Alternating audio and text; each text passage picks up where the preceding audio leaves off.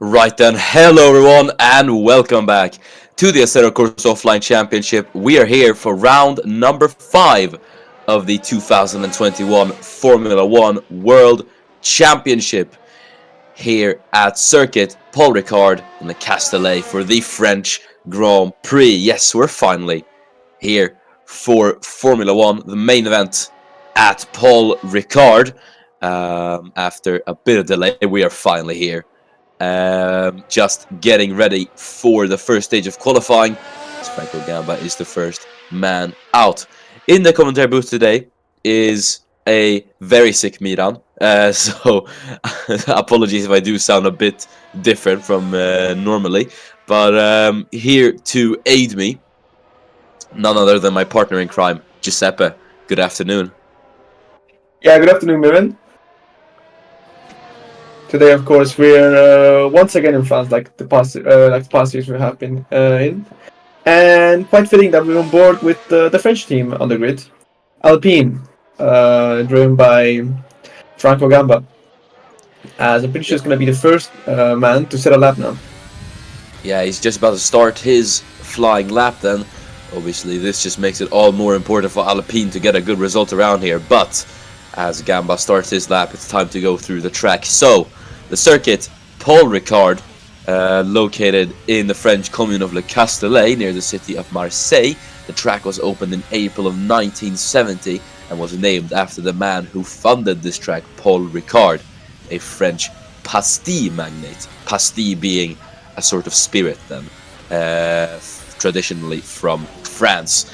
The track hosted Formula 1 from 1971 up until 1990, and back when it was launched, it was actually one of the safest and most advanced motor racing circuits of its time, but eventually it became a bit outdated and it fell out with the FIA, and it was moved, and the French GP was moved to Magny-Cours from 1990 onwards.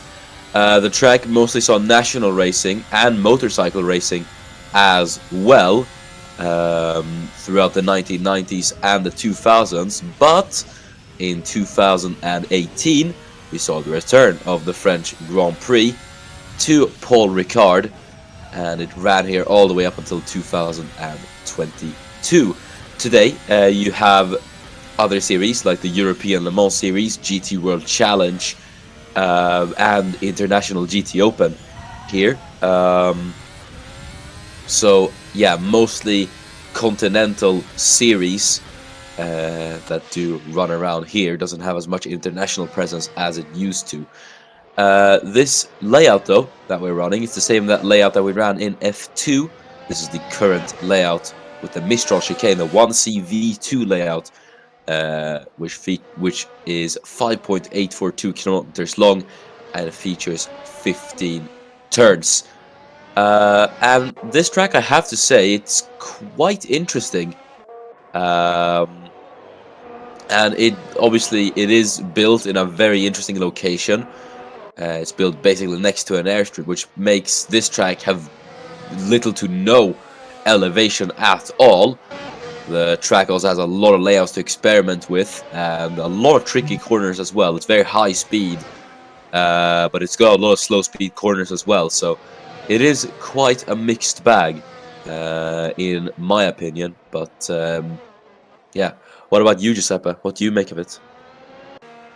Actually, I didn't really listen to that, but because I was looking up, because I was interested by you said which layout we're using, and I said it's very important to specify on that because I just quickly looked up how many layouts this track has, and it's 167. So that's a fun fact, I guess. But if you could repeat your question, because I was so quickly in my own world. I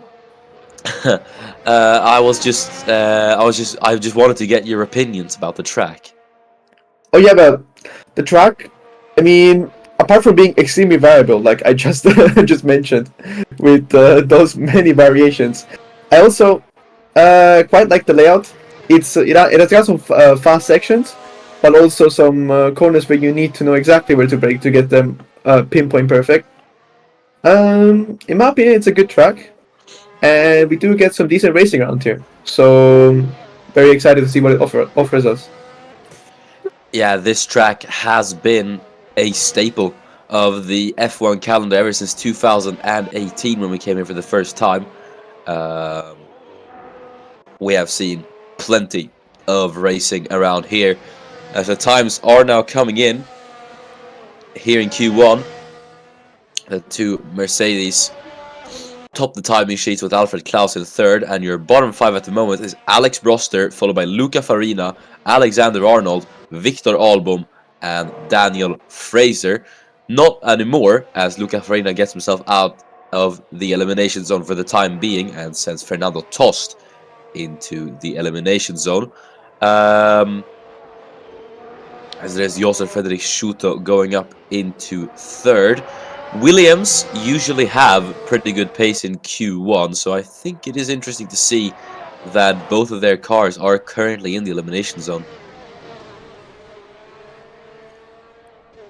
Yeah, we'll have to see if they can improve, because I think we've seen some pretty decent results from them. Like last time I was commentating F1, they even got their cars into Q2 as well from time to time. And of course, that's brilliant for Williams, judging by the last few years. As gotta interrupt myself because we have a new provisional pole sitter. That's Johansson, so currently P1 in Q1, showing some early pace. But yeah, as I said, Williams, of course, I mean, still 440 minutes to improve. As Alexander does set an improvement, still in 17th though. Yeah, we'll see. There's still 4.5 minutes to go in this session, and anything can still happen as Tomas Mandic now goes up into P5. The man who ended up pointless in Baku did not have the greatest of races last time out in Azerbaijan, so he'll be looking to make amends for that. But it has been quite a slow start to the season for Tomas Mandic, only scoring a P4 at Barcelona. Laban Zasnishka, his teammate, seems to have the upper hand on him at the moment.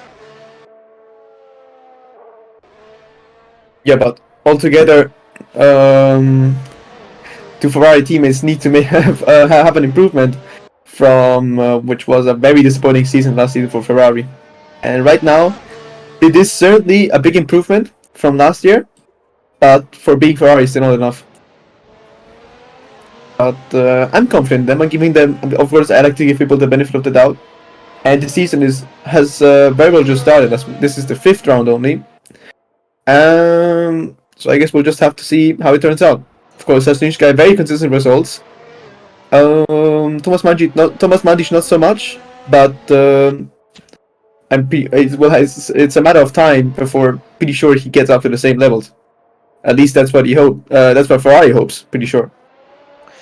Yeah, we'll have to wait and see what Mandic is going to be able to do, considering after this round there will be 10 races left, so there's still a lot of time for Mandic to get to grips with the Ferrari.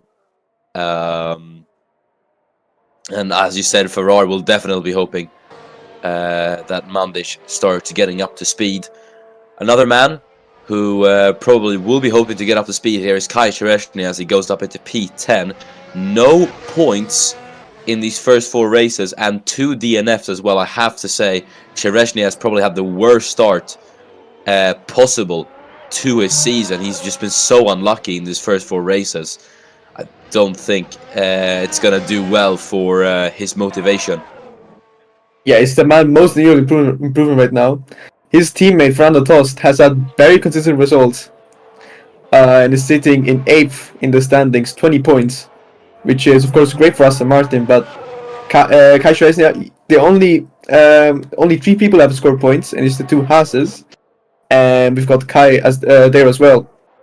So maybe this race will be a turnaround because he's sitting there in P11, so not too bad. His teammate Tost is below him, but of course it's only Q1. Getting into Q2 is of course a good step to get yourself in a better qualifying position, and hopefully he might be able to finally crack that non-point scoring streak. Yeah, we'll just have to wait and see. As I did say with Mandic, there will be 10 races to go after this one, and in those 10 races anything can happen. So yeah, well, we'll just have to wait and see what he is going to be able to do, as Daniel Walla got himself up into P13 and out of the elimination zone, but he does send his teammate Luca Farina into the bottom 5. Alfa Romeo, who seem to have gone a bit more up to speed in these last 2 races. Walla obviously scoring 2 points at Barcelona, and Farina, who has finished in the points in the last 2 races, will be looking to make it 3 in a row here at Paul Ricard. Yeah, and if we're looking at Victor Albon here, 19th and 20th for Haas again. Certainly not the start to the season that we would have wanted. Well, already last year, were the second worst team on the grid, only being ahead of Williams. And this season, it's not looking well at all, as Williams actually scored a very good amount of points with both the drivers. So a turnaround is needed as soon as possible. Yeah, Alex Broster, I have to say, with that result at Bahrain, I think it was the dream start to his Formula One career. And then obviously last race, he finished P9 to secure 2 points at Baku. So he has had a really good start to the season. As we're now having, as the checkered flag is now out for Q1, Dennis Graf goes up into P5, and Enis Parachki is into the pits. Victor Album is coming in as well. Haas haven't been able to get into Q2 a single time so far this season. Chereshnia comes in as well. He should be safe into Q2. Next across the line would be Josef Frederic Schuto, as he's making his way through turn 11 now. Yep, Shooter as well, who was, of course, at the start one of the surprise moves of the season. Remember still that first race, which was very insane for him. Of course, ended in a very sad fashion, but he's been getting some very good results. So right now we're gonna see him come across the line. He's currently in 3rd, which is amazing to say the least. And he actually boosts into 2nd. It's a great lap, showing some very strong early pace. Alexander Arnold doesn't get into Q2, only 17th, as we're now following Will Parrish, currently 7th, so he is safe. Can he set an improvement to maybe intimidate his competitors a bit? But no, he goes back into the pits, saving up those tires, and so does Fernando Tost. Yeah, Farina, can you get out though? Oh, sorry, I wanted to interrupt you there because he was sitting right on the line to maybe make it into Q2, but just about misses out. Sorry to interrupt you there. Yeah, my apologies. I thought you were finished. That's why I was speaking. Either way, Alpha Tauri as well. A team that has looked pretty strong in these first few races of the season. It would have been more points for them at Baku, but obviously you had that teammate collision. Either way, Q1 done and dusted. Jesper Johansson is your fastest man in Q1, and you're knocked out are Luca Farina, Alexander Arnold, Alex Broster, Daniel Fraser, and Victor Album. So I think Williams is kind of the disappointer with the first 4 races that they have had. I think they've kind of snapped back to reality maybe, and been knocked out in Q1 here. So I think it is a bit of a disappointment for them. Yeah, certainly, but we might see them make up some places, but maybe Porto College is not the track for them. Of course, can happen because not every car is suited for each track, but of course we don't have to rely on the car only. Of course, driver skill, which is also plays fairly big part. So let's see what the 2 Williams boys will get up to in the race. Yeah, well, I mean, the race is where it all matters, I do suppose. Same would go for Luca Farina, qualifying P16 if he wants to continue his point-scoring streak. He's made it a bit difficult for himself, especially as his teammate Daniel Walla has gotten through into Q2. As we are now here for Q2, in fact, and Thomas Mandic is the first man who's going to go out on track in the Scarlet Red Ferrari. And so immediately trying to get out there as quickly as possible. Behind him there on track was Daniel Walle in the Alfa Romeo. Q2 then, this is going to be interesting to see. You've got a lot of midfield teams that are looking very, very close at the moment. So I think it really begs the question of who is going to be able to perform heading into Q2 here and who is not going to be able to.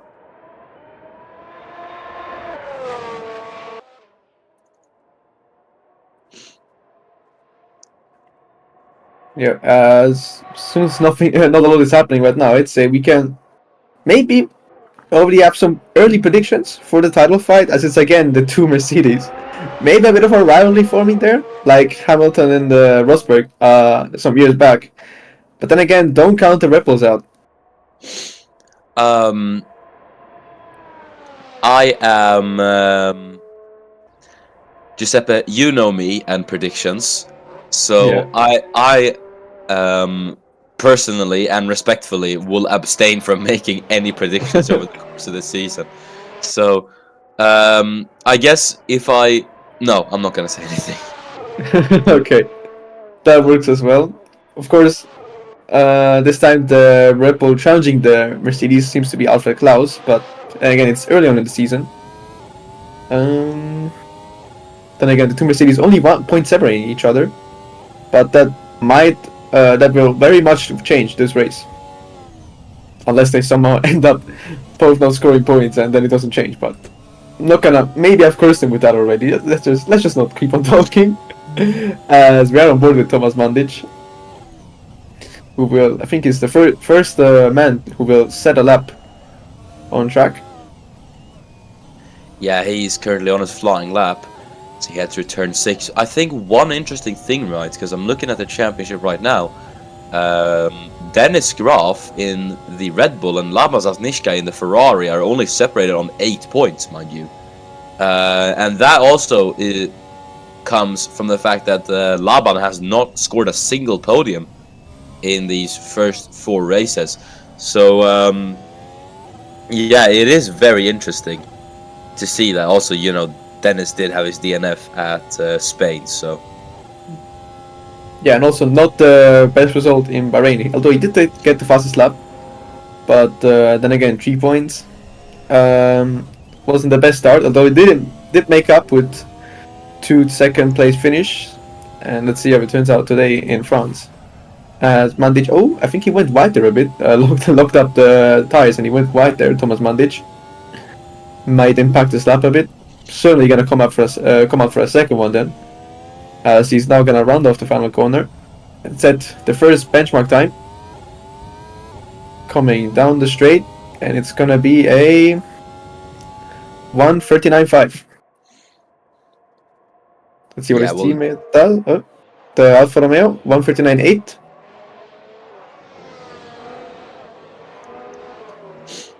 Yeah. I think it still is a decent lap time for Thomas Mandic there. So we'll just have to wait and see how that's going to stack up against the likes of his teammate and, well, a few others. Eric Adelberg has actually beaten that lap time with a 1:38.9. He's the only man getting into the 1:38 at the moment. Wojtek Kulesek gets very close to doing it, but he stays behind. Jesper Johansson has not had the greatest of laps here. 1:39.6. He is behind Thomas Mandic at the moment, and almost a second off. Or no, I think over a second off Josef Frederik Schuto in the McLaren. So Johansson must have made a pretty big error on his lap. Yeah, also strong lap times by the two AlphaTauris there, must admit. Second and third provisionally, but those lap times don't look that bad at all. Also, Josef Frederik Schuto, very good lap time there, as McIntyre splits to Alphas, so it's also a very good showing from the McLarens now as well. He gets demoted to P4 though, because Alfred Klaus takes P3. And Dennis Graf then takes P4. Fernando Toss also across the line, P8. I have to say, Will Parrish has pulled off a brilliant lap here.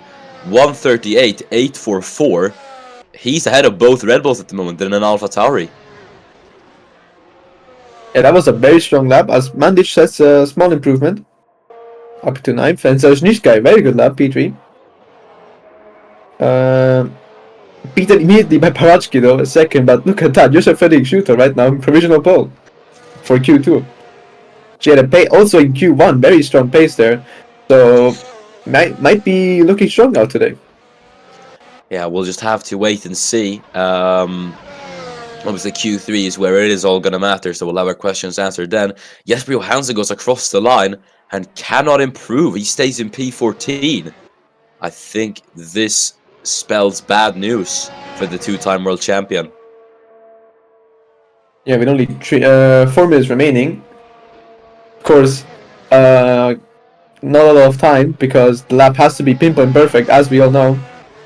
So I'd say he has one more good attempt and maybe 2 if he comes out at the right times, and that's gonna be it. So all 15 drivers now have set a lap time. Currently in the danger spots, Tost, Shereznia, Gamba, Johansson surprisingly, and Daniel Walle. It is an unusual bottom 5. Franco Gamba as well will be hoping to join his teammate Wojtek Kulasek there in the top 10. So we'll see what Gamba's going to be able to do, and if he does get an improvement in, because the Italian will definitely need it. So we're looking at Enis Parachki now. He's going to try to get that fastest time away from Josef Frederick Schuto. Not that he really needs it, but I guess he would like it, as Thomas Mandic now goes up into 3rd. Good stuff from Mandic, and Ferrari looking good as Parachki goes across the line and now goes fastest. Gets a bit held up though by the Alpine there. Coming out of the pit lane, Gamba goes up into 9th, but ironically enough, he pushes his teammate Kulasek into the elimination zone. Yeah, as Johansson now is going to come across the line. Can he set a lap that's good enough? No! It's not looking good for Jesper Johansson. Could we see a shock elimination here? It could very well be, but I don't know what the issue with Jesper Johansson is at the moment, because he is way off the pace. So I really don't know what they've done with Jesper Johansson's car. Maybe they sent him out on some weird setup or something. Either way, Johansson is struggling, it seems like. Well, it seems like he is struggling. Yeah, maybe he's going on another lap now, but I think he only has this lap because, of course, lap's 138. He can't come back into the pits. Otherwise, he'll lose too much time. So he has to do it now, but the tires, of course, are a bit worn. So, under a lot of pressure here, Jesper Johansson, that is, and his teammate certainly not complaining. Of course, not openly, but I can imagine him not being mad about that at all. Yeah, Johansson is gonna desperately want an improvement here. Parachki, as you said, only separated by 1 point to his teammate. If he has this big of an advantage over him in the race, I think Ennis will be very, very happy about that. As we're just seeing Johansson head through the final couple of corners. It's gonna get interesting then as he rounds the final corner. Then, is Jesper Johansson gonna be able to improve? He needs to improve with this lap. He does, but it's only 12th for Jesper Johansson. Yeah, and I think might be it actually, because I don't know if he's gonna go on a lap. The tires are now, well, 3 or 4 laps old, and they're not gonna show off the same performance as they will in the first 2 laps. As Adelberg improves up into 8th, good lap. But the Johansson is now under pressure here, under the biggest pressure you can imagine. So it's now or never really. Of course, all he would need is, well, all he would need only 3 temps, but I say only, but in the motorsport world, that's like 3 lifetimes essentially. As we're with Wojtek Kulasek, another man in need of improvement, as he's sitting in 11th. Yeah, the flag has fallen. I'm sorry, you can go on. Yeah, checkered flag is out. Now I feel bad for interrupting you. Go on. No, it's no worries. As Zalesnyshkai, who is already in a pretty safe spot, is gonna come across the line. Can he improve upon his lap time? As he crosses the finish line. Yeah, 4th, great lap. Wojta Kulosic, but of course, we're looking at both of them. Kulosic up into fourth. Johansson can't do does not it. improve. He can't do it, and Jesper Johansson will be knocked out. Oh no, sorry, that wasn't Jesper Johansson. Oh, Oh that my was goodness. Padatsky, but of course Johansson now But no, coming across the Johansson. final corner. No, he's And he coming goes to the in. pits. He's coming Yes. in. Jesper Johansson is knocked out here in Q2. He will be starting P12 at the French Grand Prix, and that is a major, major upset here in the title battle, as the championship leader is starting outside the top 10. Yeah, and the man 1 point behind him is currently showing great pace out there. As I think one of the last car, the last car now, gonna say that uptime is pretty much safe, but still might show off some pace here. But of course, the big shocker here, Jens Johansson, as Mikita comes back to the pits. Johansson, our two-time world champion, out in Q2. Yeah, and there it is, Q2 done and dusted. Enes Parachi is the fastest man, and your bottom 5 is Franco Gamba, Jesper Johansson, Kai Shereshnia, Fernando Tost, and Daniel Waller. And, well, I think you already know what the main talking point is gonna be. That is a major, major shock to see Jesper Johansson go out like that. Really not. I think no one was expecting this, to be honest. Well, I certainly wasn't, because of course, being in the championship lead must mean something. But I don't know what's happened to him today. Jesper Janssen, who has only been on the only man to only have been on the podium right now this season, might not finish on the podium. Well, it's gonna be very hard. It's gonna have to pull off a stunning performance to get into the podium positions. But otherwise, I see that streak ending, and Parachki is certainly not gonna complain about that. But also, mind you, Giuseppe, do you remember what happened last time we had a front runner start outside the top 10? I wasn't there, but I think it was Alfred Klaus who actually came back from, I think, 14th to win the race. And I think Jesper Janssen might take some notes from him today. And maybe we might see a replica of that performance, but that performance, of course, was, well, one of the best. I mean, I haven't seen it, but I'm pretty sure it's one of the best we've had in all of ACOC. And I think it's going to be hard to top that or even replicate that. Definitely was. It was one of the greatest performances I've ever seen. That's to say the least.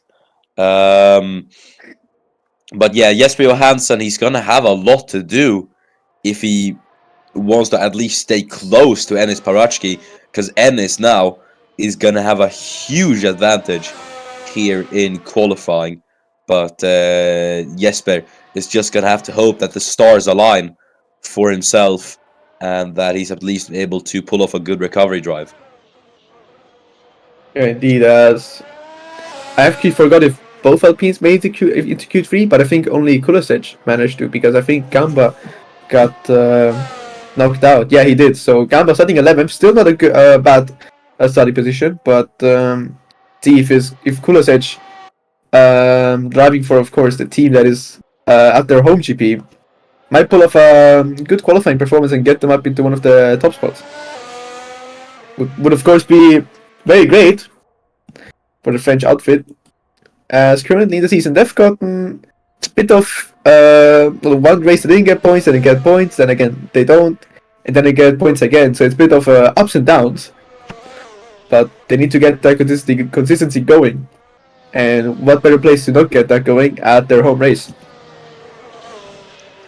Yeah, this is going to be interesting to see, albeit obviously Alpine only have one car in the top 10 now, so they will be relying on Wojtek Kulasek to pull off a good qualifying performance here, as he's just about to start his lap of the circuit. Paul Ricard then.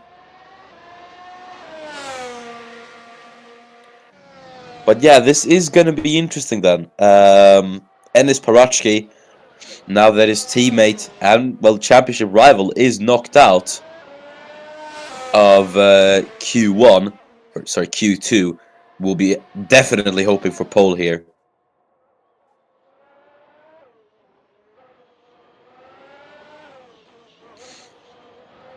As Kulasek now rounds turn number 5 and the right-hander of turn number 6. Then through turn 7.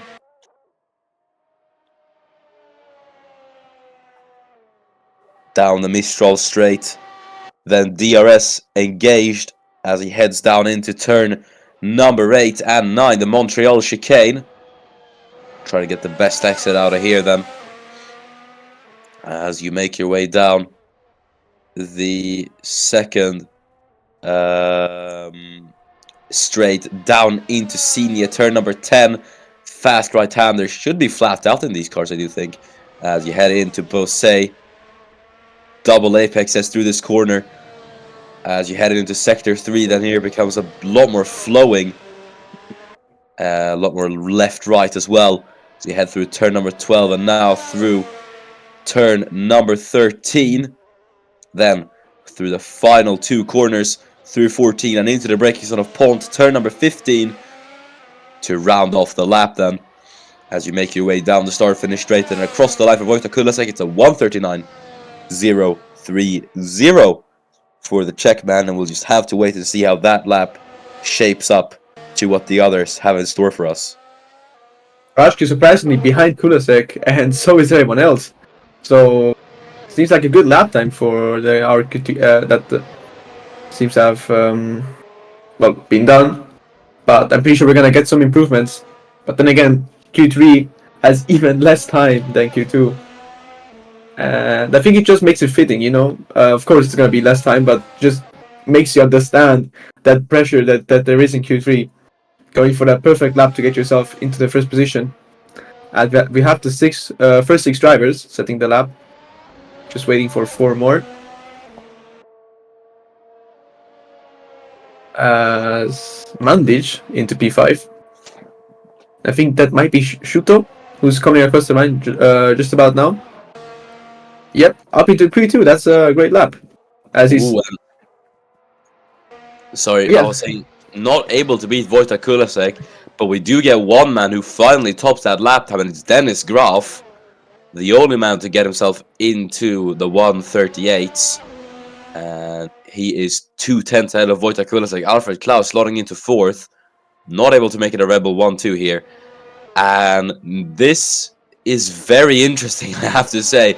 Dennis Graf currently on provisional pole, Alfred Klaus in 4th, and Ennis Parachki in 5th at the moment. Ennis will definitely be hoping for pole position here as he rounds the final corner. Let's see if he's going to be able to do it with this lap. Yes, comes across the... yep, it's not an improvement, and only 2 minutes left. So he can't come back into the pits anymore. It's not going to be enough. He needs to set that lap time now. As we have Klaus on the lap time as well, in 4th. Certainly looking to improve. Right now the delta seems it's 0.17 off. I'm not sure if that's the pole time or his time, but even then, now he's gonna come across the straight and then followed by the fast right-handers. Yeah, always nice to see this camera angle. One of my favorites, to be honest. Just see the speed of the car. Absolutely lovely. As he heads to sector 3, as you mentioned, very flowing. And coming across the final corner soon enough, as he's at the penultimate one now. Just then gonna turn into the... well, I guess that's what it's the penultimate one, and now it's the last corner. Now it's all about pushing the accelerator pedal to the floor. And what will it be for Alfred Klaus? It's not an improvement, but if he does have time for one more lap. Here's something I'm going to interrupt you here. Sorry. Here's something interesting, Giuseppe. Everyone in the top 3 will not be able to defend their lap times. So Graf in 1st, Kulasek in 2nd, and Shuto in 3rd. Kulasek is... what a lap he pulled out, I have to say. That's an incredible lap from Wojtek Kulasek. But we'll just have to wait and see if anyone's going to be able to improve to beat that lap time. Ennis Parachki can't for the time being. So he is going to stay in P5. This is looking to be maybe another upset for Mercedes here. I mean, if the race ended like it it would end with the qualifying results, he still would be gaining on his teammate. But we all know that Parashki is capable of more. So an improvement has to come now because there's not going to be time afterwards. As now the checker flag falls. As you said, the top three can't improve the lap times. As we see Mandic now coming across the line, he comes into the pits, so no improvement for him as well. He's in P8. And we are with Klaus again. He might come into the pits, but could be that he still finishes his lap time as he gets to the final corners of Sector 3. Now into the last corner. And what will it be for Alfred Klaus? As he's soon enough going to come across the finish line. He does not come into the pits. Is that an improvement? No, it's not. Well, actually, it was, but not enough to improve his position.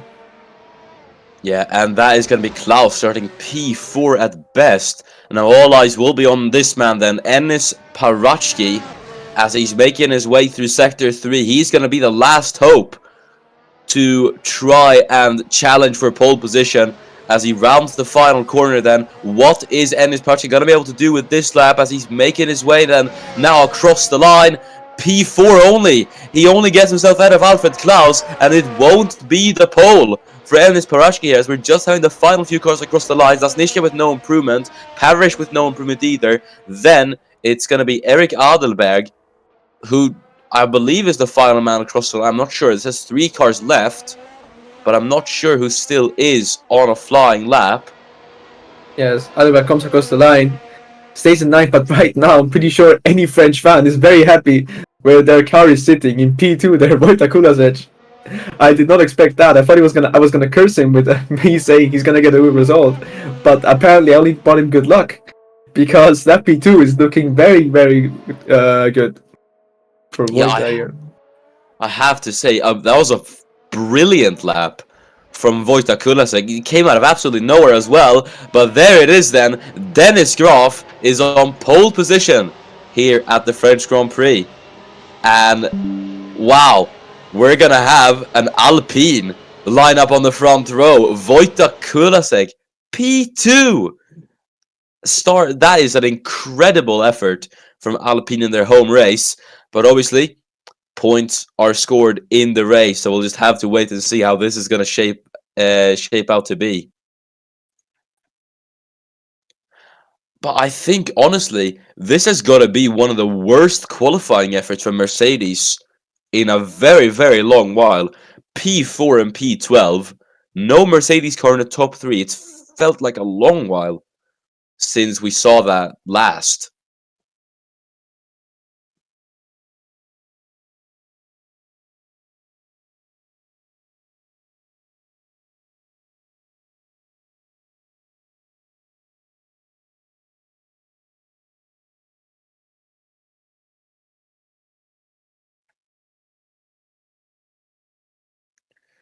Obviously, we'll have to see what McLaren are going to be able to do today with Josef Frederick Schutter starting in 3rd and Wojtek Kulasek in 2nd. But I honestly think, Giuseppe, that this is going to give Dennis Graf the big advantage in the race.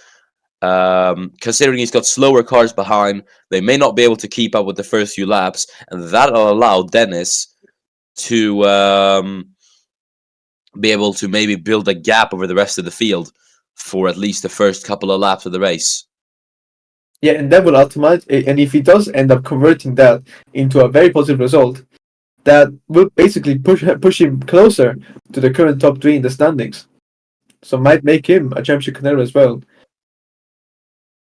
But of course, before that, I was talking, but I realized I was muted. But I was saying that, of course, from Mercedes standards, that's not the result they were looking for. As last season, except for Dennis Graf, it was only them really. It was, the Mercedes having the very big title fight, and well, now they still have pulled very good results, but of course, today something must have went wrong. Yeah, we'll have to wait and see how they're gonna be able to recuperate from this. I think the constructors fight isn't really that big of an issue for Mercedes at the moment. Either way, we are here then as the grid is set, and it is time to go through the qualifying or the grid order before lights out here at Paul Ricard, and it is Dennis Groff, his third pole of the season, his third in a row. So yeah, very well done from Dennis Groff. He's really been dominating qualifying so far this season. And accompanying him on the front row, Wojta Kulasek in the Alpine. Incredible stuff from Kulasek in the Alpine, and we'll see what he is going to be able to do today. Josef Federic is ahead of Enis Parachki in fourth. They both make up the second row as Alfred Klaus starts in P5 with Lavas Asnishkai behind in sixth. Lewis McIntyre sandwiched in between the two Ferraris is seventh as Thomas Mandic starts in eighth. And rounding out the top 10 is the two Alpha Tauris of Eric Adelberg and Will Parrish. Down 11th, we have Kulisek's teammate, Franco Gamba, who did not pull that good of a performance as his teammate, but I'm confident that's going to give him the motivation to come back in the race. In 12th, nobody was expecting it, and neither did I. Jesper Johansson has let that sink in, but behind him are the two Aston Martins of Kai Resnia and Franco Tost, followed by Daniel Vale and his teammate Luca Farina.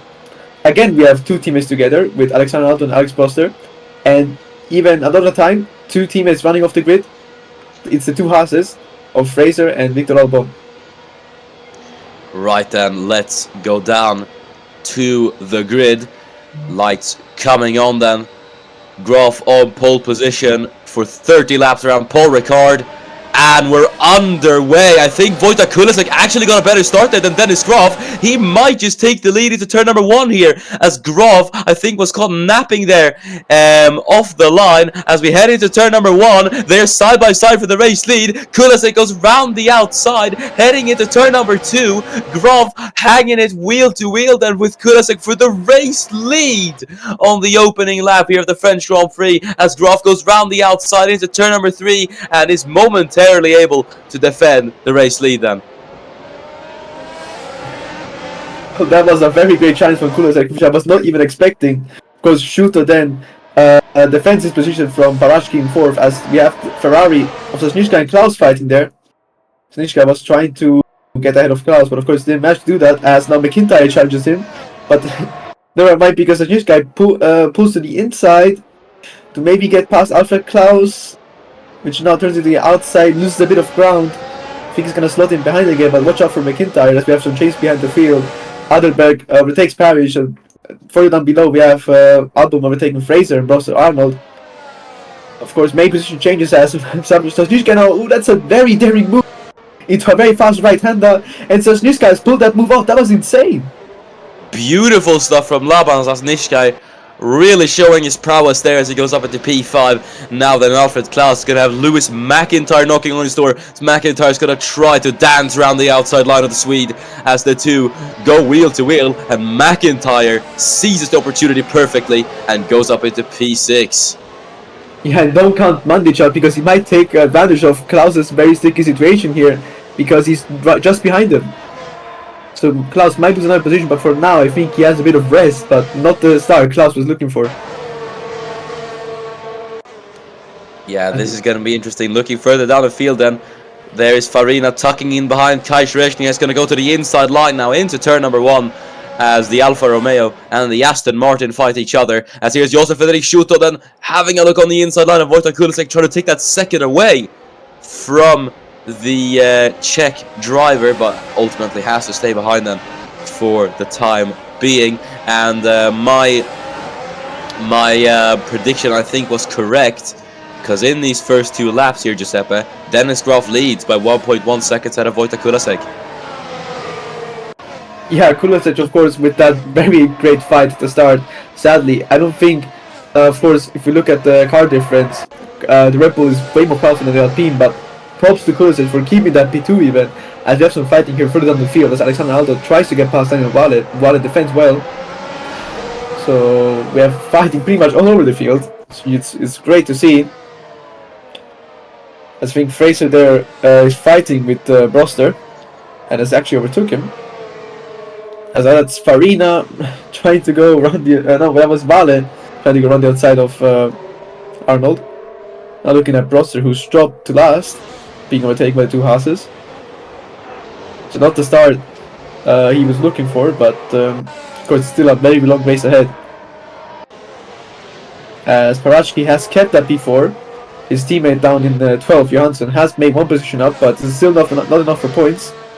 As we now head on to lap 3, the drivers now have built a bit some gaps, and Parachki is looking very close to Shuto. He might try and move in the next few following laps, but Shuto, of course, is hungry for that podium as he saw it slip from his hands in Bahrain.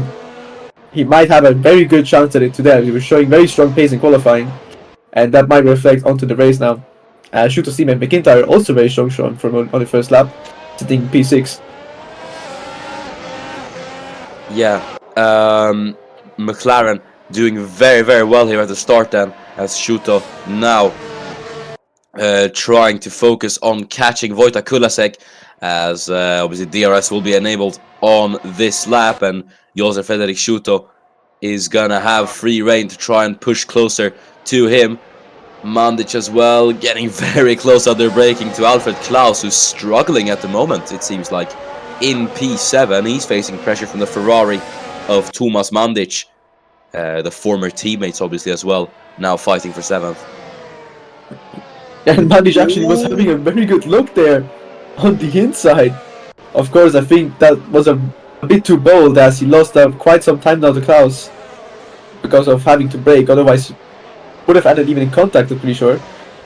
As we now look at Johansson, who's sitting behind the two AlphaTauris. AlphaTauris, of course, would have now a double points finish, so have very good pace in quali, and they did keep their positions. But of course, they have a very hungry Jesper Johansson behind them, and it's going to be hard to hold him at bay. Yeah, this is, I think, Jesper will be feeling a bit frustrated with this, considering he's got two very racy AlphaTauris ahead of him. So he's stuck in a bit of a midfield DRS train, and usually we don't see Jesper Johansson stuck in midfield DRS trains. Yeah, Shuto, look at that! He's very close to Kulasek. I don't know if he can make a move, but that's a big statement from Shuto there, telling Kulasek, I'm here, don't forget about me. And he might get himself up into P2 if he catches Kulasek napping like that again. Of course, Kulasek did hold the position, but he needs to watch out. Yeah, and now then Shuto might have another go at Wojtek Kulasek, as he can have the DRS. Will he be able to try it into the chicane? No. Has to stay behind for the time being then, Josef Frederik Shuto. He's just going to have to focus on getting the best exit possible. And doesn't seem like he got the best of exits. That could allow Enis Parachki to close up on the Slovakian now. As we head into Senior, Parachki stays behind. And in for the look at how close he is to the back of Shuto. Oh, he thought about it on the inside line there. He definitely thought about it, Enis Parachki. Yeah, Parachki, of course, does have the pace to get up into podium spot, but Shuto has pretty much, but he wants to get that podium at the end, because he does have the pace for it. He's been very great in these first few races, and as I've mentioned with Bahrain, it did end in a disaster, but now might be a chance for him to redeem himself from that race. But of course, Parachki is not gonna make life easy for him. Yeah, this is a very, very interesting battle for P2, I really have to say so. You've got Kulasek, Shuto, Parachki, and even the likes of Zasnishka and McIntyre there behind, all fighting it out for second. But obviously this is just impacting Enis Parachki the most, because he wants to get through for second and then chase Dennis Graf down for the race lead, because Parachki, now that Johansson is at the moment scoring 0 points, he would love to be able to score 25 points here at Paul Ricard. Because at the moment he would be overtaking Johansson, but why only overtake him by about 11 points if you can overtake him for even more than that and get an even bigger lead onto his teammate? As now Shuto is very, very close to Kulasek, but didn't find the gap, but he's looking everywhere. But he needs to watch out, because Parachki might take advantage of that if he catches him napping, and he actually might. Of course, that very powerful engine of the Mercedes. He looks down the inside. That's a very bold move. Can Parachki make it work? Yes, he does. Up into P3. And now it's... Yeah. Oh, sorry, go on. No, yeah, I'm gonna take over your words. That indeed was lovely. And now he's chasing the man in the Alpine, Wojtek Kulasek. Yeah, and this is another piece to the puzzle for Enes Parachki then, as he's gonna have to get past Wojtek Kulasek now, and then he will be through up into second, so Mercedes at least now get themselves onto the podium.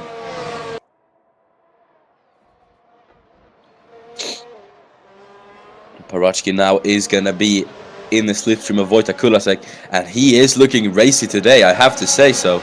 So, yeah, we'll see what Enes is gonna be able to do here. Yeah, of course. For qualifying in fourth, still a good result to make something out of it. But the longer he stays behind Kulasek, the more we will have an even happier graph, because right now he has that nearly 3-second gap, which has built over these 6 laps. Very good pace indeed, because to build that gap in 6 laps, of course, does show a lot of pace. But then again, it is the Alpine, but I'm not gonna undermine the Alpine here, because even being in P2, which might turn into P3 now, because Parachki, indeed, as you said, is looking very racy today, and he tried that move there, but of course, very great defending by Kulasek, and Shuto is even looking close. Parachki tried to go for the switchback into the chicane. I don't know if you saw that, but now he's going to go to the inside of Wojtek Kulasek through turn number 10, and then is Parachki in the span of 2 laps drops Shuto and Kulasek to get up into second.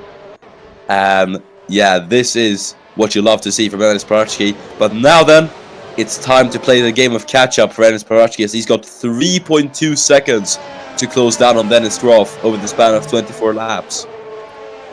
But I'm sure Dennis Graf will not want to allow that. And he's built a good gap, but of course, it's Enes Parachki we're talking about. And it's not going to be easy. As Parachki has already built a nearly 1 second gap to Kulasek now. And Prix is going to keep on building on that, because he does have a lot of pace. Unlike his teammate 11th, Johansson, who's still stuck behind the 12 AlphaTauris. AlphaTauris are strong showing from them today. But not must be very, very frustrating for Jesper Johansson, as we're looking at Shuto now. Who it's him against Kulasek. Kulasek, who could bring home a podium for his team when having their home race, and Shuto, of course, wants to redeem himself. And we even have Sasnishka, who could bring home a Ferrari podium after a very, very long while, actually. So don't count him out as well, as it's pretty much anyone you see in, let's say, the top 10, top 9, top 8 has a very realistic chance of getting up into that P3. Yeah, this is a really spicy battle for third at the moment. So it's very important to not count anyone out here, really. And Josef Frederik Schulte looks like the biggest contender to try and make a bid for that third place. As we're now looking at the battle between the 2 Aston Martin teammates and the 2 countrymen, Kai Chereshnia going to the inside line of Fernando Tost and just swoops through on his teammate. Clean and simple move from Kai Chereshnia to get up into 13th, and he now gets past his countryman and teammate. Yeah, great move by the Aston Martins, but right now sitting both 13th and 14th would not be the result they're looking for. And Chereshnia does have quite a gap to Franco Gamba ahead. No, Gamba has a gap on Chereshnia. Sorry, I worded myself wrongly, but essentially he's gonna have to catch up. But then again, he would have Johansson in front of him. So, but then again, only the 8th lap right now. Very long race still ahead, and a lot has happened already. As we see, actually Gamba fighting Johansson. I didn't think that it will turn out this way. That Johansson wouldn't be able to get past the AlphaTauris, and Gamba is going to be able to challenge him now, as he did get overtaken at the start, but he looked very close to get that position back. It's not looking good for the 2-time world champion here. Yeah, it isn't at the moment. Jesper Johansson struggling in the midfield. This is not what you like to see, and now he's going to come under pressure from Franco Gamba. Is going to go to the inside line of the Mercedes. And through turn number 9 then, Gamba gets the better run, sets himself up for the overtake into turn number 11, and he might just go for it And he is here. He's got to go to the inside. Into turn number 10 they go. Johansson on the outside line trying to fend off Franco Gamba as they head through turn number 11. Johansson on the outside as Franco Gamba is on the inside here. Wheel to wheel then as we head into sector 3. Johansson holds the inside as Gamba trying to go the long way around. Gets the better exit out of turn number 12 and seals the deal with class. Very good move from Franco Gamba on Jesper Johansson, of all people, going up into P11. That was a great move there, but it's shocking to see that he made it onto Johansson. You know, as we have the McLaren and the Alpine fighting for P3, Schuto looking very close. He challenged Kruzek a lot, but yeah, he's gonna hold up a bit. Yeah, he got a really poor run out of turn number 2, and Laban Zasnishka is immediately there trying to attack the Slovakian to try and get up into P4 now, as they are side by side through Sandbaum and into camp. Zasnishka holding the inside line, almost forces Schuto wide there, as we now head through Mistral. Are they going to be wheel to wheel through the start finish straight? McIntyre tries to make it 3 wide here, as Zasnishka didn't get the greatest of runs. He's trying to tuck in behind. I think they are going to be 3 wide. No, Zasnishka backs out of it. Klaus comes steaming in here as he's trying to get Lewis McIntyre. It actually gets the Brit up into P6. Wow! I did not expect that at all, as Klaus actually gets his position back, but might actually go back into P7 again, because look at McIntyre there, side by side in the very fast corner, and McIntyre hasn't got it quite done. They're battling side by side. You can't really tell who's going to come out on top, as it's great racing by the two, not hitting each other, but still racing as hard as you can imagine. And McIntyre is still there, he's not backing down. Don't count advantage as well, he might take advantage of this. But McIntyre gets the position back and demotes Klaus back into P7. That's great racing from McLaren. Yeah, really good stuff from Lewis McIntyre. That is what you love to see from him, as Enis Parachki now sets the fast lap of the race, and he is closing in on Dennis Groff. That gap is down to 1.2, and I think slowly but surely in the coming laps we'll be able to see Enis Parachki within DRS range of Dennis Groff. Parachki has made up a lot of time. It just shows you how eager he is to get that P1. But pretty sure when he does get to Graf is not an opponent to underestimate. It's sure it's gonna be a good fight. But first of all, he needs to make that gap up. As I think Graf has actually started to push a bit more as he's staying on that 1.3. But I might be proved wrong soon enough.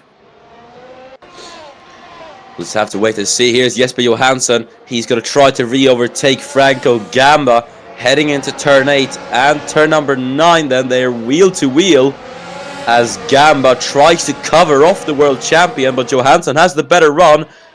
Tries not to get boxed in there as Zasnishka tried it on Josef Fredrik Schuto. Jesper Johansson on the inside line. He's going to overtake him just like how Franco Gamba overtook him a few laps earlier. And he does it. Jesper Johansson goes back up into P11. Great racing we're having so far in these first 10 laps of the French Grand Prix. Have to say, the midfield has been looking on fire today.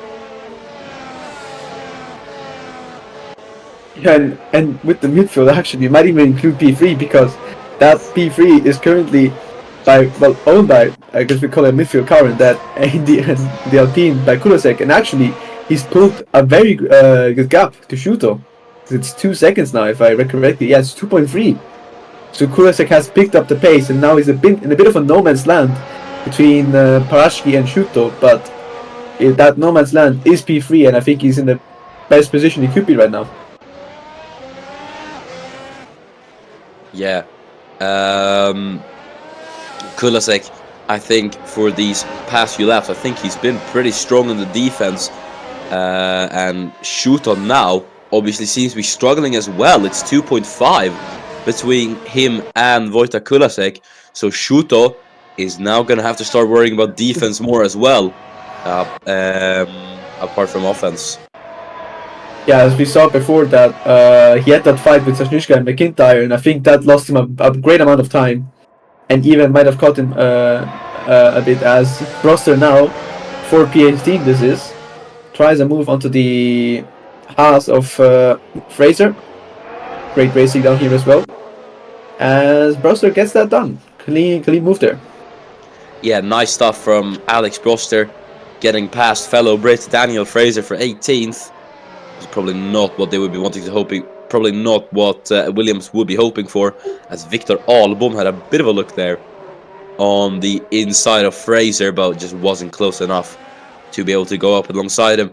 As we look from the bottom of the grid to the top of the grid, Enis Parachki looking very, very close to Dennis Graf, Giuseppe. Yeah, he's gonna try and move now to the first corner. This is for the lead, and Parachki, after catching up so much, might actually move into first at the first occasion he gets. As they're staying side by side, as there was fairly good defending by Graf, but that might fall apart now to turn 3, as Enis Parachki is your new race leader. Yeah, and what can I say apart from just sheer brilliance from Enis Parachki? That is how you make him pass for the race lead.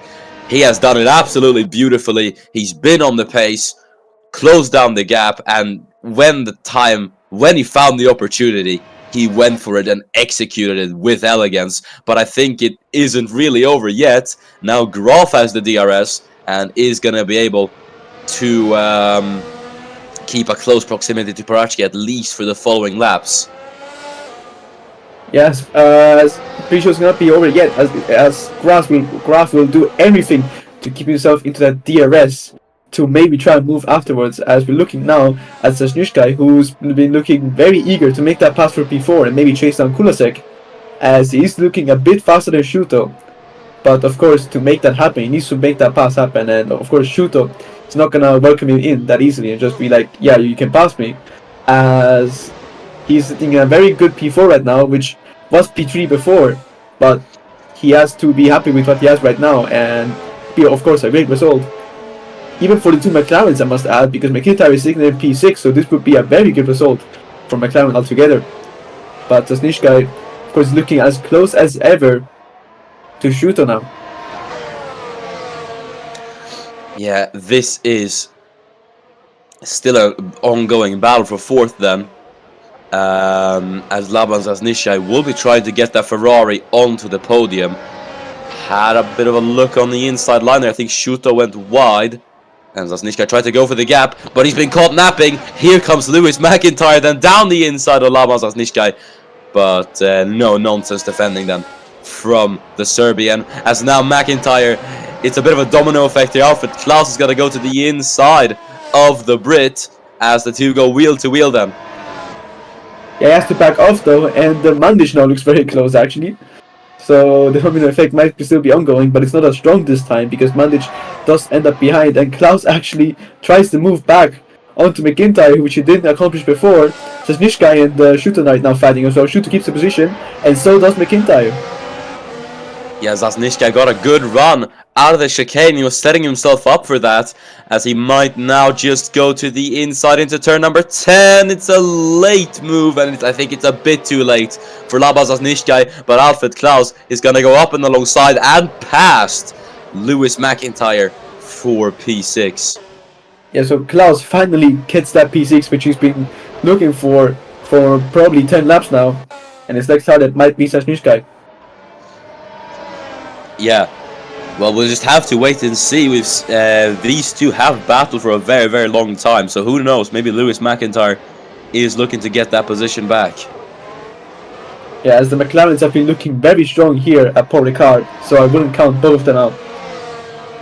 So we're now heading to lap 14. Soon enough, might be is going to be the half of the race, and it seems like this race has so much going on. There's just not going by. There's actually one thing I've noticed, which I might have overlooked. Johansson got placed back on Gamba. I think because Gamba did get P11, but Johansson got it back. Oh, we saw that. Okay, then I just have to mention. I'm sorry, guys, but still, just want to mention Johansson in P11 he's still there. Then I expected him actually. In my head, I was gonna be like, yeah, he's gonna make up all positions. Of course, he's in the Mercedes, and he's a very well proven driver. But seeing him sitting there in P11 for so long, I didn't expect it at all. Especially considering his teammate Parachki in P1 now. As we come back though to the fight for P4, as look at Sajnishka, he's as close as ever now. Can he finally make it count? No, Shuto defends well once again. This time Sajnishka is even closer, and that's an insane exit. And Sajnishka is up into P4. And look at Alfred Klaus now. Yeah, the battle gets even more interesting here as Alfred Klaus gonna try to go to the inside line. Shuto though blocks him there, shuts the door on him as Josef tried to go on to Laban there for P4. Either way, Alfred Klaus has to stay behind for the time being, but now Laban Zasnishkai, just like Enes Parachki did when he overtook Josef and Shuto, it's now time to play catch up to Wojtek Kulasek in third. As Nishka, I did see that he was a bit faster than Shuto, but then again, it's 4 seconds he has to make up. So let's see what he can make out of it. Yeah, this is gonna be very, very interesting to see then, as Shuto is still close on the back to Laban Zasnishkai, so I don't think Shuto is letting that position go that easily.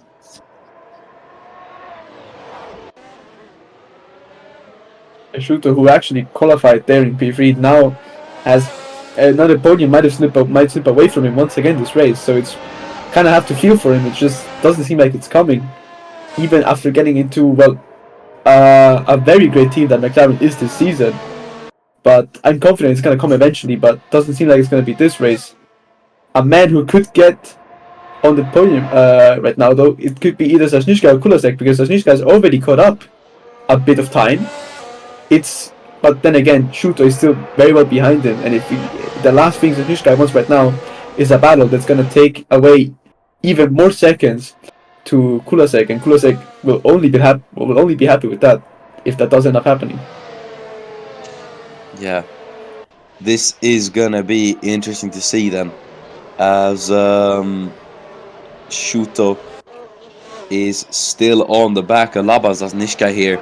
But he is going to face pressure from Alfred Klaus.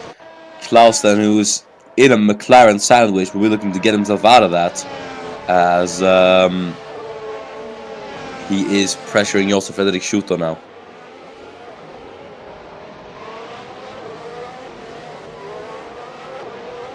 Yes, Graf, who got overtaken some laps before, he still stayed there in the DRS zone, but of course with the strong pace that Parashki has showed, it's very hard to overtake the Macedonian. But still, currently the best thing he can do is in fact stay in that DRS and maybe line up for a move for later, looking for any opportunity for Parashki to slip up, even though it's looking unlikely because he's been on amazing pace, despite qualifying P4, which is still great, but for the car he had, we wouldn't have expected that. But just have to wait and see, as Graf actually looks closer, I think. Now he might be gaining.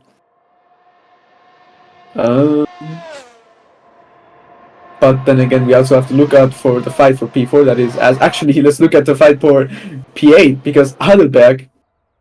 Actually, no, let's cut to the fight for P1, because look at this! Graf into the fast right-hander gets P1 back!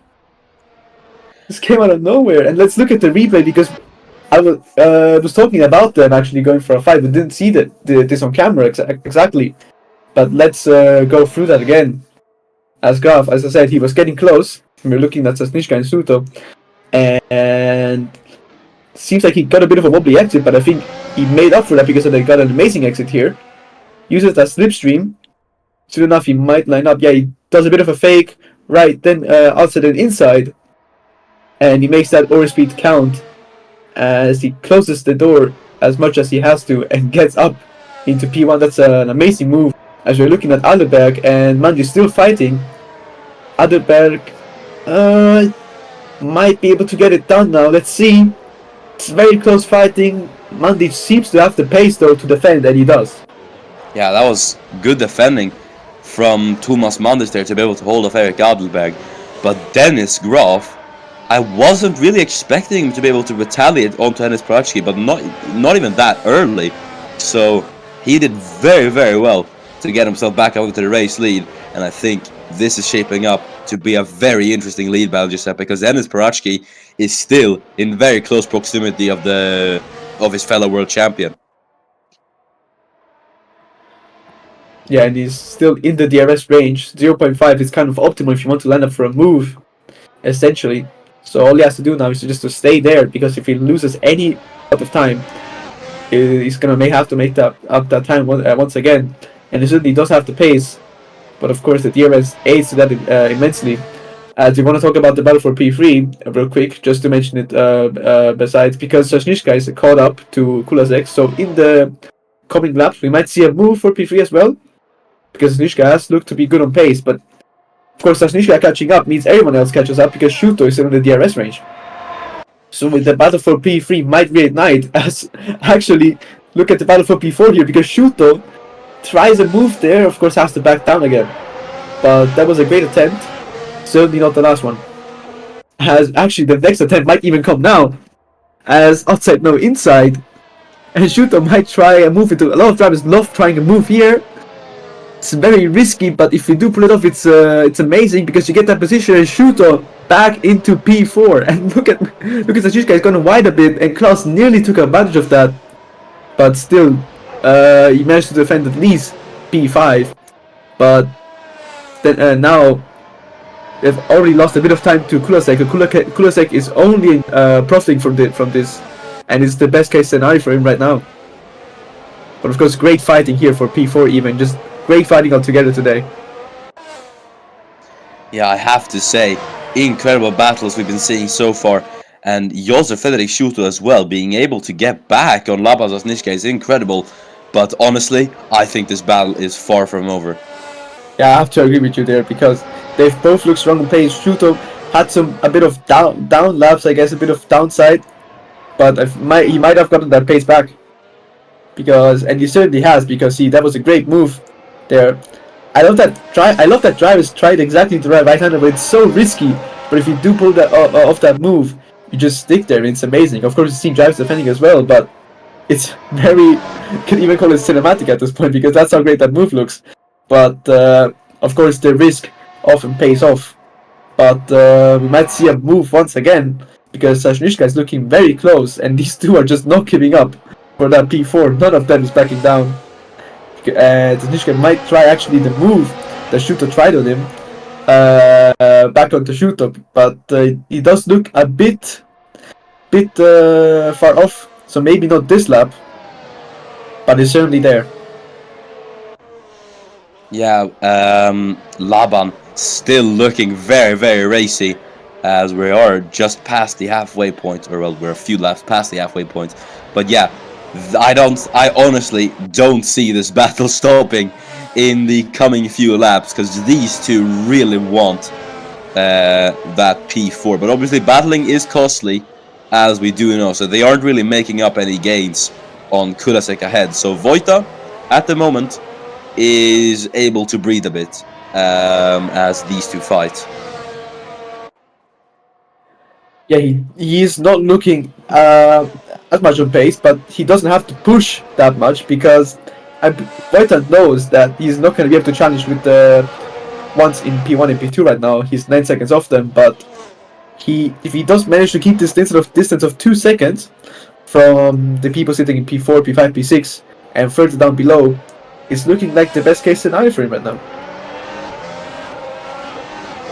But of course, I would recommend that he picks it up a bit, because he doesn't want them getting too close, because if they get too close for comfort, that move might happen, because Sasnishka and Shuto are both looking very much on pace. They're just battling a lot, so it's hard for them to generally catch up.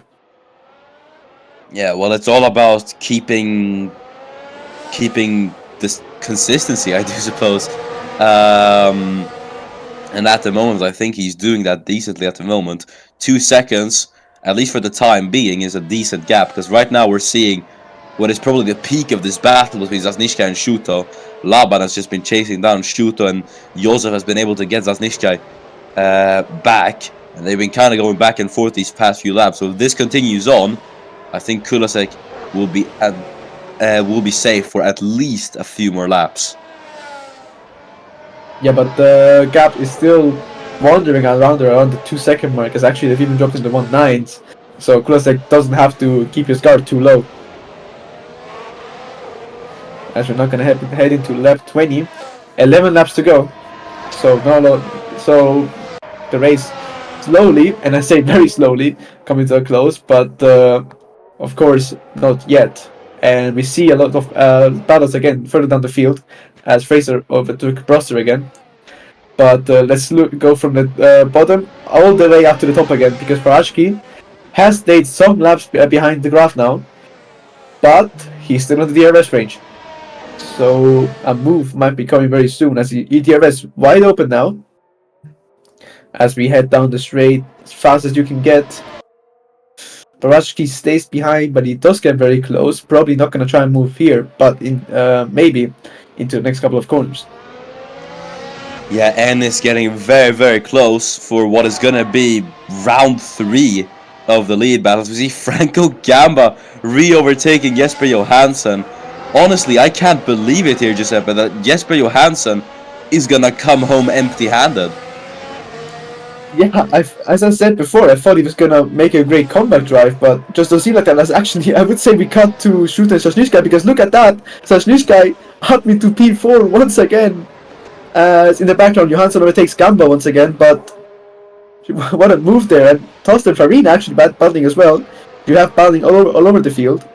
And Tost might be able to keep that position, as Farina looks very close, not giving up. Tries it around the outside. Very bold, but actually might pay off, because look at that, Farina seems to be up into P14 now. Yep, very great move there by the man in the Alfa Romeo. Yeah, good racing between the two, and that is Luca Farina through into P14.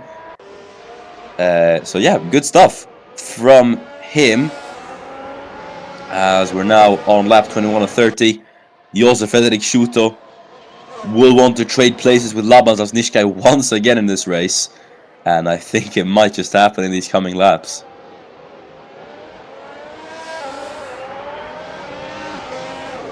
Yeah, interestingly, now it's very soon. Actually, look at that. Zasnishka is actually, even while fighting, it just seems like Kulasek has dropped the pace by a lot, because look at that, it's 1.4 seconds that Zasnishka is off Kulasek. So they're slowly catching up despite battling. So Kulasek might have lost some pace, and he has to watch out, because they're slowly coming. As well as Klaus. Klaus has stayed there. He's actually been maybe analyzing the two action, because he stayed there. He's very close, but he's not attempting any moves. Might come later on in the race. As further down the field, we see Broster and Fraser battling once again, the two Brits, having a great scrap for P18. As Broster, I think, retakes P18. So great battling by the two. Of course, not the positions they would want to battle for, but any position counts really. As Fraser now will try and move back onto Broster, as they head into the second fast right-hander, into the braking zone. Looking very close together. Of course, racing side by side. Albon might even join into this. And Fraser actually gets the better exit, and he eventually overtakes Broster. Yeah, good battle there between the two. They've been going at it for quite a few laps as well, if you do remember. Victor Albom as well is trying to put the pressure on Alex Broster to desperately try and not finish last in this race, but at the moment Albom in the Haas will have to stay behind. As we look at the battle for fourth then, between none other than Lama Zasnishkai and Josef Fredrik Schuto. Zasnishkai is closing in on Wojtek Kulasek. That gap is about 1.2 seconds. So if Zasnishkai is able to consistently knock in those laps and hold Schuto at bay at the same time, I think we could see the battle for P3 reignited once again in this race. Yeah, indeed, because look at that, Zasnishkai now is in the DRS range. And look at that, actually Klaus tries a move onto Schuto, and Schuto now is actually into P6, because look at that, Klaus has pulled off a very clean up into P5. Yeah, that came out of nowhere, honestly. from the Red Bull driver, but he took the opportunity perfectly and went for it. Great move from Alfred Klaus, and he is rewarded with yet another points-paying position, as here's the battle between Broster and Fraser once again. Alex Broster trying to get past the second Haas once again as they go wheel to wheel through turn 11. Broster on the inside is going to switch the outside into turn number 11. Tries to take the widest line possible there to try and maximize his exit. And through turn number 13, I think he is going to get it for P18. Yeah, of course. Just shows you the fighting spirit of them even fighting for any little position, because who knows, might even pay off in one or the other. But for that, now I'd say we look at Sashishka, guys. Look at that. Look at who's up there. It's Kulasek in the Alpine. And now I think Kulasek is very much under pressure with 8 laps remaining from the end. Because Sashishka is right there and he's looking very fast today. And Kulasek now has all the warnings. And he has to get... And look at that. Sashishka might even try a move here now. Kulasek defends well, but we've seen a lot of drivers failing the move here. But despite that, making the move into the next corner. But actually don't count Alfred Klaus out, who might put Sashishka under pressure and maybe saving a bit, Kulasek a bit, but actually don't mind that, because Sashishka is gonna try to move and he actually gets the P3 from Kulasek. Yeah, and the French hearts will sink into the ground with that one, as Laban Zasnishkai puts his Ferrari onto the podium. Great stuff from Laban Zasnishkai. Alfred Klaus there behind was trying to pick up the scraps in the battle. He was trying to follow Zasnishkai through, but he wasn't able to do that, and thus he has to stay behind. But Wojtek Kulasek, ultimately his luck was going to run out, and unfortunately it has. So Zasnishkai then now could put his Ferrari on the podium for what I believe is the first time in his career with Ferrari.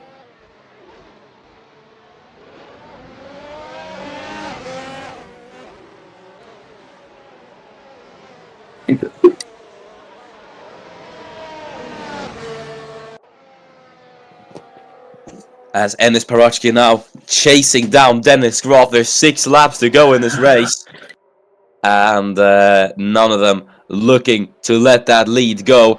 Parachki wants these 26 points from Dennis Groff, and Groff wants that win for himself. So none of these letting anything go here. As we head through Senior, Parachki stays behind them on Dennis Groff. 2 world champions who have been dueling the entire race. Have done incredibly so far, and we'll have to see what these last 6 laps will bring us. Yes, we have Wale and Arnold actually here fighting for P17. Pretty decent battle, as Wale is gonna try another move into the corner. Tried the inside, but it didn't work out. But let's cut back to the battle we're all looking out for. Parachki is still behind Graf after Graf overtook him back, and he hasn't been able to get him ever since.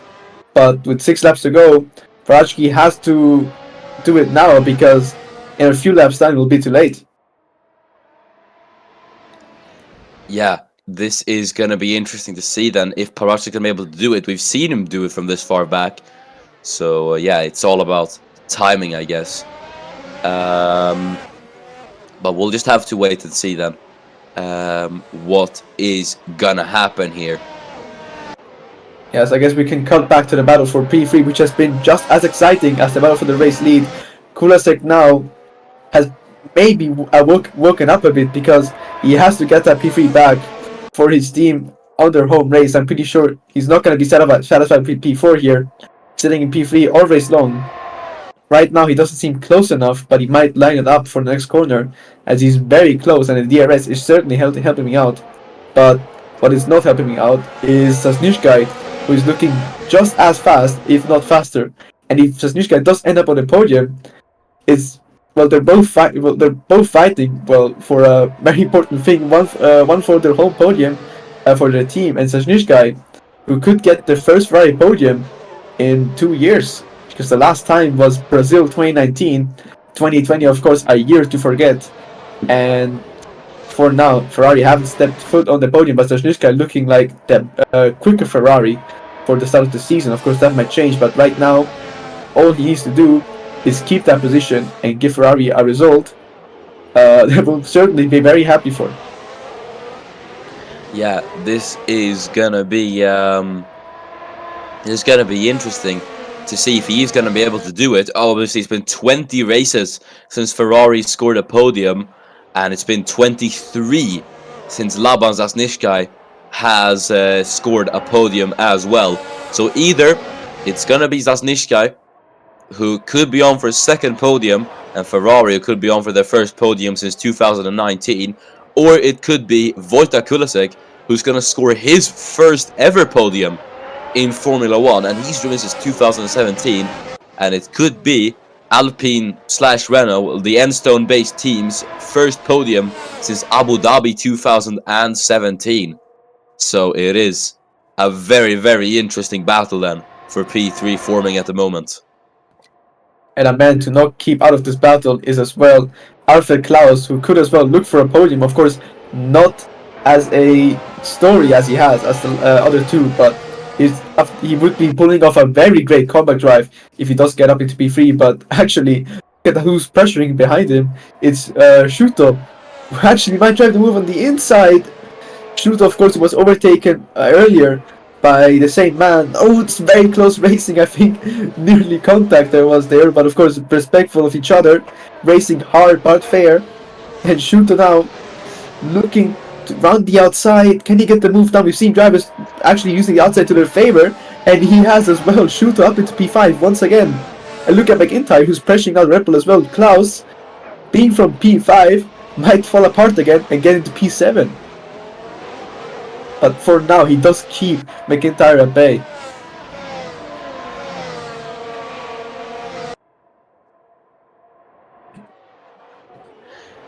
Yeah, very, very good battling between the two then, as Alfred Klaus just holds off Lewis McIntyre. That battle has really been going on for the entire race, and neither of them are willing to let that position go. So we'll see who's going to come out on top then, as there is still 3 laps to go, and anything can happen in those last 3 laps. Yeah, and the man we're looking at right now, the man with with the entirety of France pretty much on his eyes, and as well as the Czech Republic, who could see. I think this would be the first driver from the Czech Republic, if he would race in real life, even the first driver to get a podium from the Czech Republic. But I don't want to curse him, but he's looking very close right now, and we're looking at a man who's had a very disappointing. I don't want to, and not to insult him, but a very disappointing race today, Johansson, and he's been stuck behind his AlphaTauris, or partially Franco Gamba the entire race. Yeah, this is going to be a race to forget for Jesper Johansson. This is not for... this is not one for the highlight reel, that's to say the least, for Jesper Johansson. So, yeah, he's just going to have to keep his head down and put his efforts and focuses to the next race at Silverstone. Either way, 2 drivers living in the moment, Wojtek Kulasek and Laban Zasnishkai, fighting it, who are going to be fighting it out for the podium at the moment. Zasnishkai holding the upper hand, but Kulasek still in close pursuit here.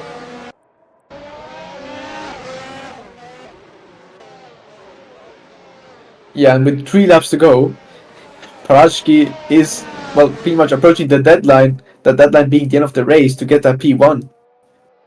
Of course, this would be a great result for Parashki as well, but if he can make that comeback drive from P4 to P1, it will certainly be one of his best races we've seen thus far.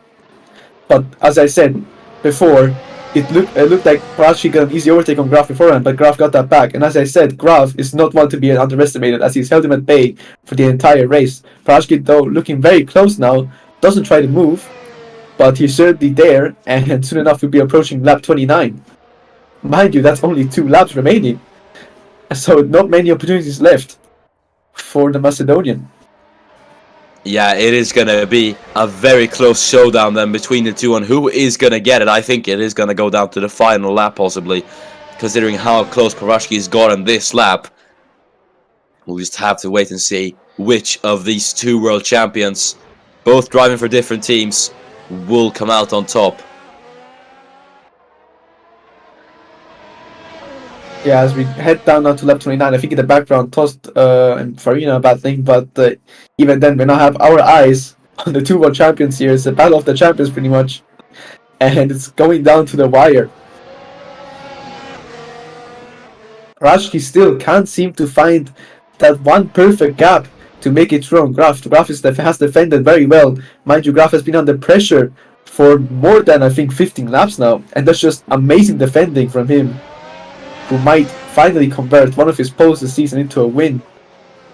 But of course, it's still all to find out. Parashki is surely not wanting to let that slip, as he did get the lead beforehand, and Graf got it back. But right now, he's looking very close. He might actually line up for a move. Had a bit of a look there, maybe to intimidate him a bit, force him into a mistake. Doesn't work out. Graf keeps his nerves solid, but even then, it looks like it just seems like he can't get past. But of course, we both know Miran what they're capable of, and pretty sure we're gonna expect a battle maybe in the last lap. But for now, Graf stays ahead, so I can only give my applause to him, but also to Parashki for trying that hard. And I think, well, it's pretty much all gonna come down to the wire. As soon enough, they will be approaching lap 30. Yeah, sorry, go on. Yeah, it's only those two. With Nishka 12 seconds, so he's not gonna be able to pull off a miracle comeback somehow, unless these two. I don't know. Nothing can happen pretty much. It's only those two. All eyes on them pretty much. As now we're gonna head on to the final lap of the race. All eyes on Parashki to make that move, and as well all eyes on Graf to keep that position and convert the pole into a win. What will happen, we don't know, but as well we have many other fights throughout the field, for example for P3, but right now all of our attention rests on those two. Yeah, this is going to be really, really interesting to see then as we're on the final lap of the race here at the French Grand Prix. Dennis Graf versus Enes Parashki, as we're now going to head down the Mistral straight for one final time. And I dare say, Giuseppe, I don't think Parashki is close enough to pull anything off here. Yes, DRS open, now heading into the chicane. Parashki's only opportunities are slowly fading away. Of course, there's still one in the next corner, but he doesn't look as close as they're now heading to the straight. Of course, no DRS on this one, only slipstream and pure pace. We head through the fast right-hander where we've seen a lot of moves. This time, not a move happening. Once again, Parashki desperately maybe looking to make a move somehow, but he's just too far away. As Dennis Graf pretty much might keep him at bay finally after all these laps of defending. It's now gonna come through the last few corners, and soon enough the penultimate one and the last one, and after an entire race, Dennis Graf will win the French Grand Prix. And that was an amazing drive, an amazing defensive drive. Parashki has to be happy for P2, and Laban Sasnishkai gets the first podium for Ferrari since 2019. Heartbreak for Wojtek Kulasek, who only ends up in P4. Yeah, and I have to say, what a race that was as well. Hard-fought victory for Dennis Graf. He really, really deserved that one today. And Enes Parashki, I think, will be feeling a bit bitter about that second place. But Laban Sasnishka as well. Ferrari's first podium in 20 races, and his first podium in 23 as well. He comes home for a second career podium. And then Wojtek Kulasek, I think, will be feeling a bit bitter about that as well. Could have been his first podium. But, yeah. That has been it then. And it's time to go through the final classification. So Dennis Graf, first win of the season. Enes Parashki and Laban Sasnishka round out the podium as Parashki takes the fast lap as well. So one extra point to his name. Wojtek Kulasek finishes 4th with Josef Frederik Schuto 5th. Alfred Klaus is 6th with Lewis McIntyre finishing in 7th. Thomas Mandic finishes 8th with double points for Alpha Tauri as Erik Adelberg finishes 9th with Will Parrish rounding out the top 10. And in 11th, a very disappointing race for our former championship leader now, as it's now gonna drop into second, maybe even third. I haven't done the calculations yet. But Jesper Johansson, pointless at the French Grand Prix. The man who he fought hard with, Franco Gamba, has to eventually end up in P12. So Johansson did make up one place, but still not what we did expect. The two Aston Martins of Kai Resny and Franz Tost, pointless. Then we have Farina in 15th, Alexander Arnold in 16th as well. This bottom 5 battled a lot in the race. You love to see that. Daniel Ball in 17th. Alex Broster ends up in 18th. And the two Hases of Victor Albon and Daniel Fraser round off our grid. Right. That has been it then for the French Grand Prix. Thank you so much for watching. But before we go, Giuseppe, it's time to award Driver of the Day. And personally, I am going to give it to Laban Zasnishkai. I think he did a very good job there today. Really, really hard fought podium there. Fought with so many drivers. And yeah, it is a very well-deserved podium for him. So he will get my Driver of the Day. Congrats to Laban Zasnishkai on the podium. Yeah, and I only have to agree with you there. If Parashki would have gotten the win, I might have given it to him. Of course, not to undermine Parashki's performance this weekend. Had a very great comeback to get into P2, even into P1. But of course, Dennis Graf defended as well. So my two honorable mentions would be Dennis Graf and Dennis Parashki. But I do have to say, after that hard battling that he went through, and getting a podium for Ferrari since 2019, which sounds weird to say considering Ferrari's history in ACOC being one of the most successful teams in the first few years. We haven't had a lot of season, of course, but of course in 2017, 2018, and even 2019, they were there, and now just everything is falling apart. So also the importance of this podium, I would say I have to give it to Laban Zasnishkai. Yeah, so Zasnishkai gets both of our Drivers of the Day. Either way then, that has been it for the Formula 1 French Grand Prix. Thanks so much for watching. We got this done a bit later than we would have wanted to, but that is fine. Either way, next round of Formula 1 is the British Grand Prix at the Silverstone circuit, so make sure to not miss that. We're going to have Formula 1 and Porsche Super Cup on there as well, and then we will have, obviously, the 4th round of Super Formula at Mandalika on this weekend as well, most likely, so make sure to not miss that. Until then, I have been Miran. I've been Giuseppe. Thanks so much for watching, and we will see you when the ACC returns this weekend.